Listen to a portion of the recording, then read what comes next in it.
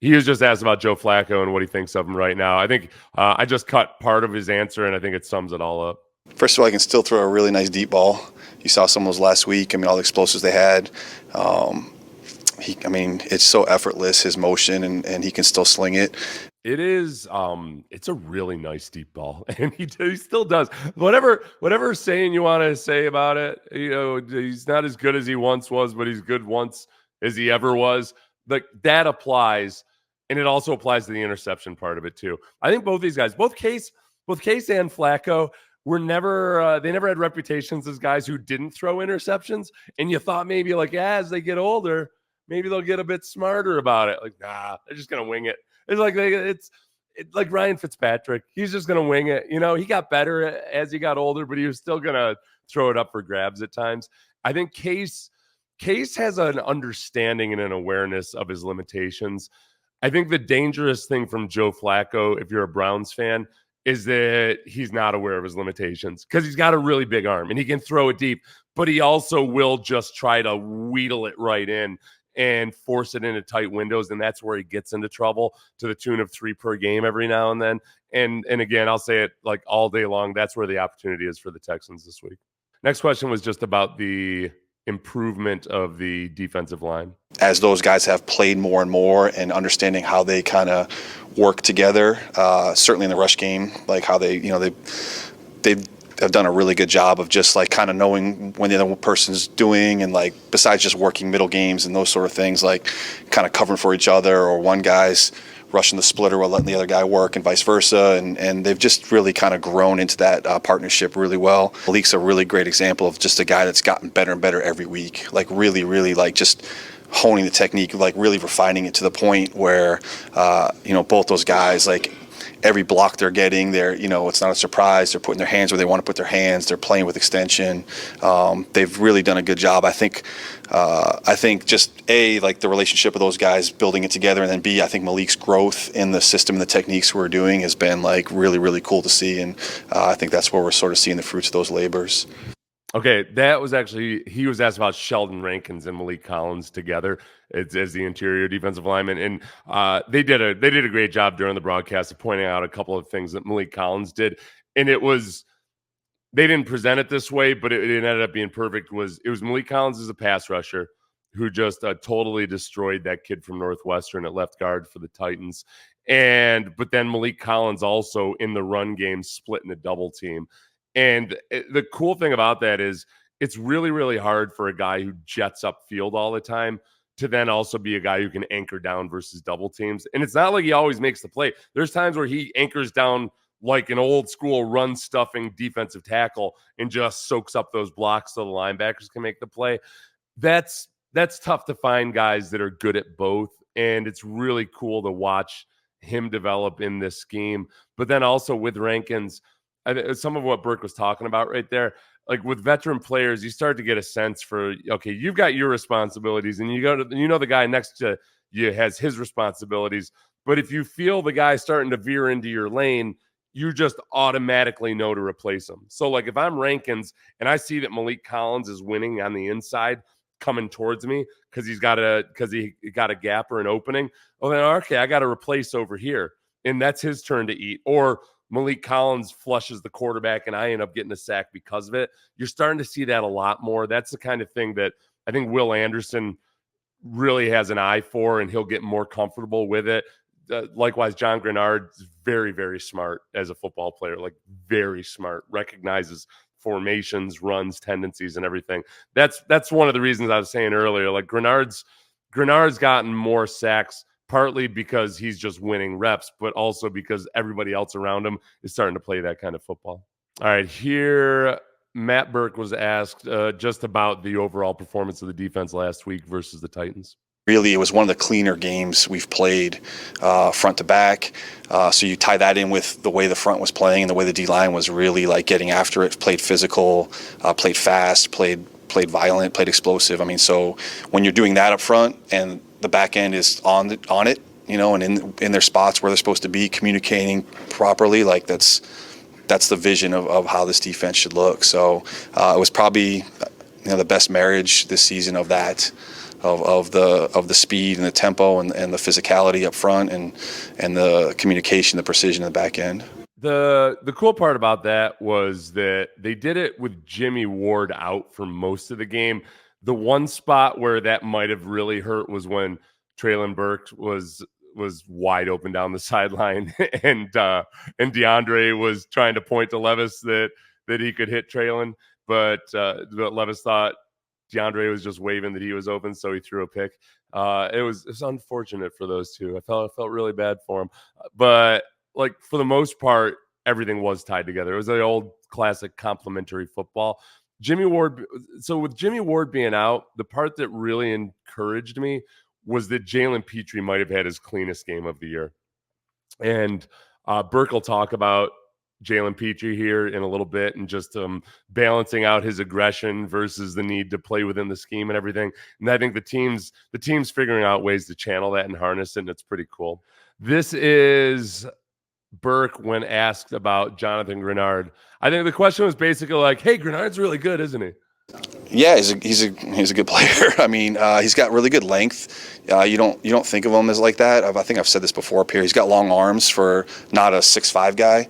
And sometimes that's a really good advantage for you when you can like have your leverage because you can get underneath pads but still play with length. So I think that sort of starts for when you guys watch, if you see JG playing with extension and playing with his length, if his arms are extended and he's rushing, when he long arm rushes, when he uses that to set things up, when he plays with length in the run game, like he's a pretty good player. Okay, the length is interesting because I've always felt like he uses his hands really well. It never occurred to me just how long his arms are. I guess I'm too far removed from the draft. So when you look at his spider chart, that shows all the different physical attributes, it's funny. Greenard is undersized in a lot of respects, and so like it shows the percentiles on the spider chart. They'll all be in here, but then his arms are in like the 99th percentile, and it's way out there. And then all the short area quickness and everything is all good and all that, but you can see some of the things that kept him from getting drafted higher than the third round. Also, another quick thing, I want to clear up a misconception.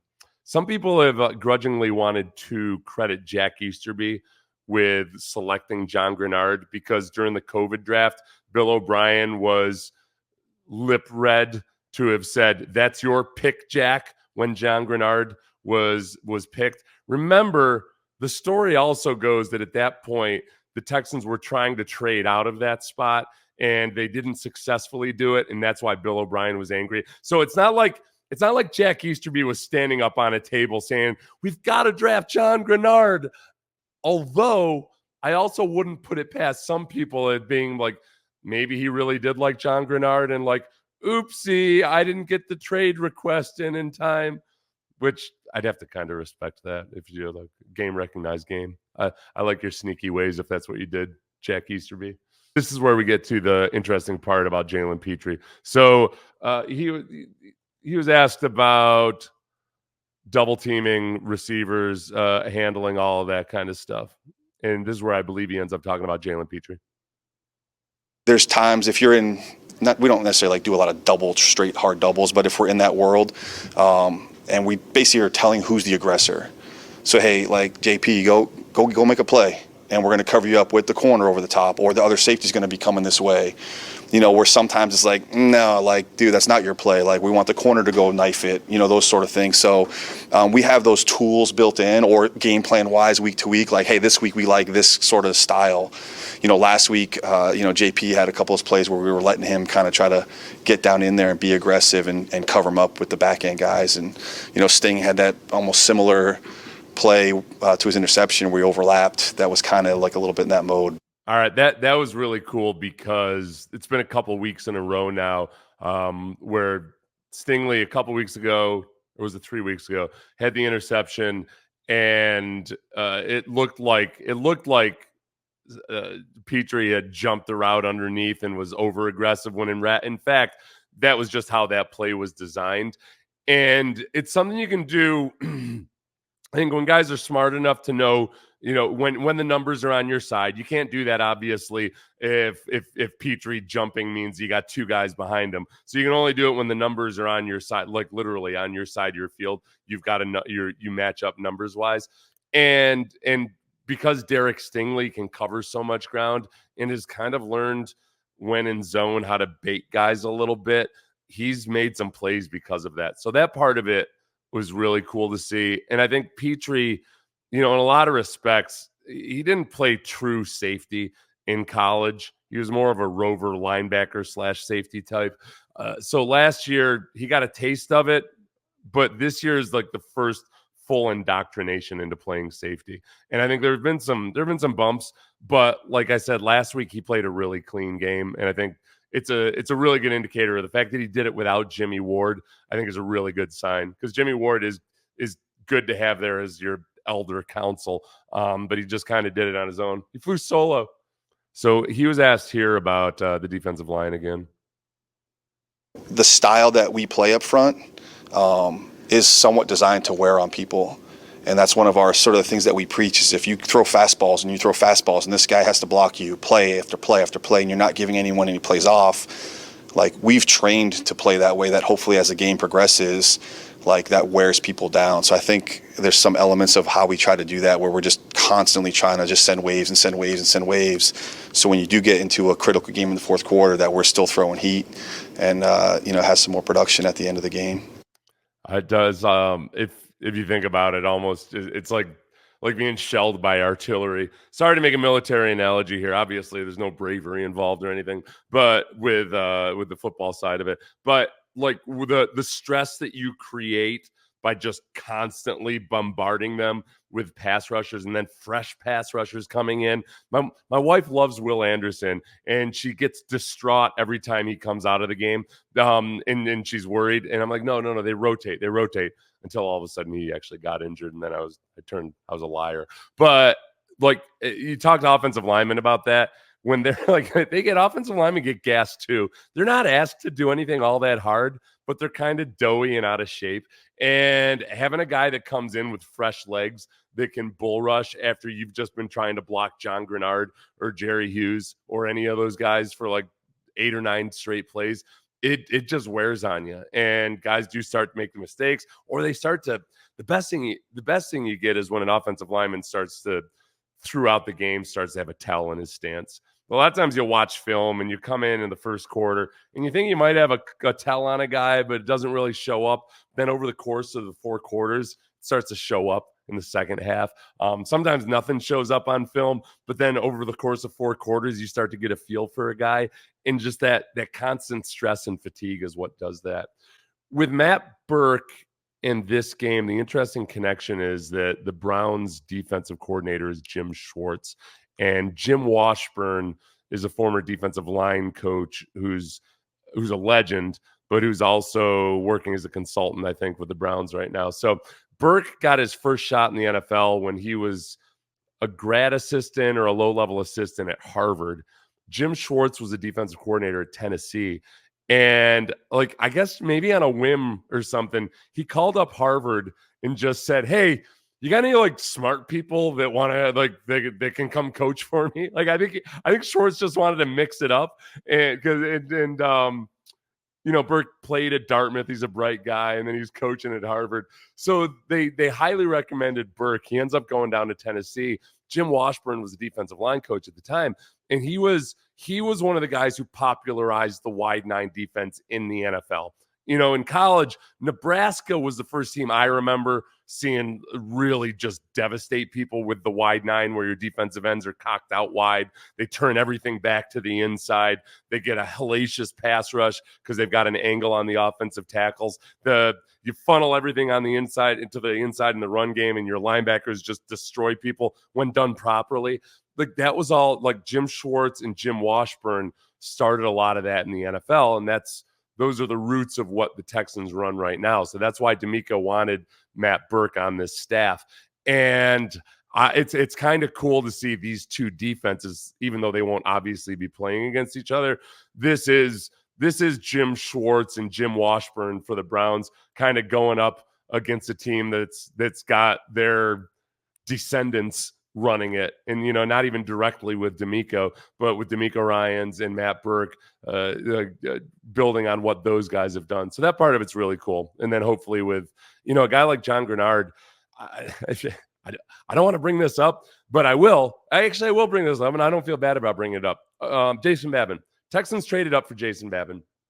Traded right up into the first round, correct? For Jason Babin.